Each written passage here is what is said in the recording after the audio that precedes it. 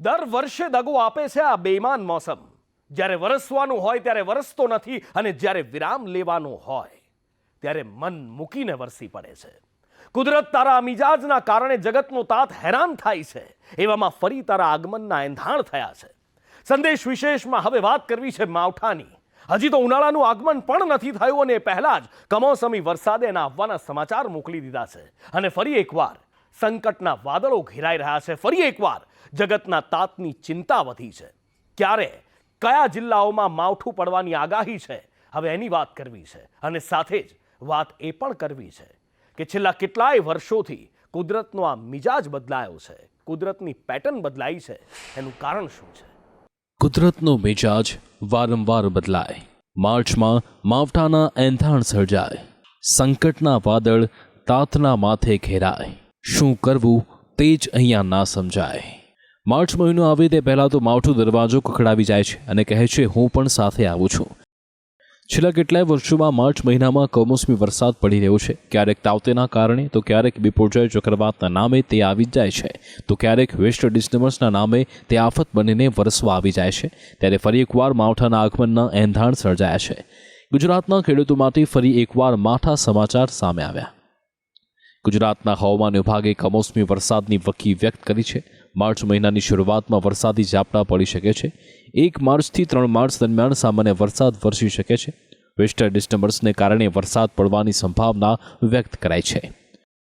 Western disturbance approach कर रहा है 1 मार्च को नॉर्दर्न पार्ट ऑफ इंडिया को, तो उसके कारण ही डे 3 और डे 4 में हल्की रेन होगी आइसोलेटेड प्लेसेस में। मार्च મહિનામાં માવઠું પડે તો ખેડૂતોને નુકસાન વેઠવું પડી શકે છે। 1 અને 2 માર્ચે માવઠું પડવાની આગાહી હવામાન વિભાગે વ્યક્ત કરી છે। ત્યારે કયા જિલ્લામાં વરસાદ પડવાની આગાહી છે તેની વાત કરીએ।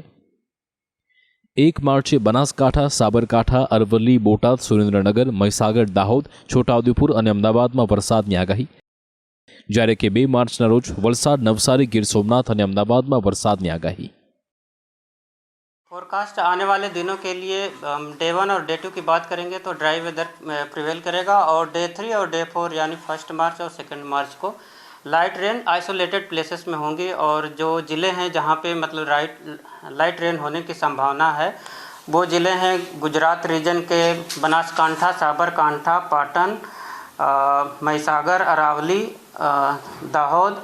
और सौराष्ट्र रीजन की बात करेंगे तो सौराष्ट्र रीजन में जो ज़िले हैं जहाँ पे मतलब हल्की रेन होने के पूर्वानुमान दिया गया है वो है कच्छ, द्वारका और गिर सोमनाथ। और डे 4 की बात करेंगे जहाँ पे लाइट रेन आइसोलेटेड प्लेसेस में होंगी वो ज़िले हैं कच्छ है, पाटन है और बनासकांठा है जहाँ पे हल्की रेन होने की फोरकास्ट दिया गया है। મહત્વનું છે કે છેલ્લા કેટલાય દિવસોથી ગુજરાતના વાતાવરણમાં પલટો જોવા મળી રહ્યો છે। દરિયાઈ કાંઠે 45થી 55 કિલોમીટર પ્રતિ કલાકની ઝડપે પવન ફૂંકાવાની હવામાન વિભાગે આગાહી કરી છે। માછીમારોને પણ એલર્ટ રહેવા કહેવાયું છે। વરસાદની વકીના કારણે લઘુત્તમ તાપમાનમાં પણ વધારો થઈ શકે છે। અમદાવાદમાં વાદળછાયું વાતાવરણ જોવા મળી શકે છે। બનાસકાંઠા સહિતના ઉત્તર ગુજરાતના જિલ્લાઓમાં કમોસમી વરસાદને કારણે રાયડો, જીરું, બટાકા સહિતના પાકને નુકસાનની ભીતિ છે। જો સૌરાષ્ટ્ર દક્ષિણ ગુજરાતમાં માવઠું પડે તો કેરીના ઉત્પાદનને નુકસાન થઈ શકે છે। માવઠાની આગાહીને પગલે એપીએમસી બજારોને જળસી પરણી ન જાય તે માટેની સૂચના અપાઈ છે। જળસીને યોગ્ય રીતે રાખવાનું પણ સૂચન કરાયું છે। બીજી બાજુ ખેડૂતોને પણ તૈયાર પાક સલામત સ્થળે ખસેડવાની સૂચના અપાઈ છે।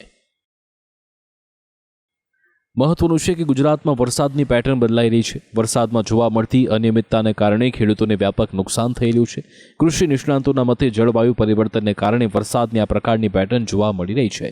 ગુજરાતમાં છેલ્લા 10 વર્ષથી ચોમાસું અનિયમિત થયું છે। હવામાનની સ્થિતિ અણધારી રહે તો પાકની વાવણી પહેલાં અને ઊભા પાક પર તેની ગંભીર અસર જોવા મળી શકે છે। ત્યારે આવા પ્રકારના આકસ્મિક પાકનું આયોજન કરવા કાર્યશિબિર પણ યોજાતી હોય છે। તેવામાં જરૂરિયાત પ્રમાણે પાકમાં ફેરબદલ કરાય તે આવશ્યક બની જાય છે। સ્પેશિયલ રિપોર્ટ સંદેશ ન્યૂઝ।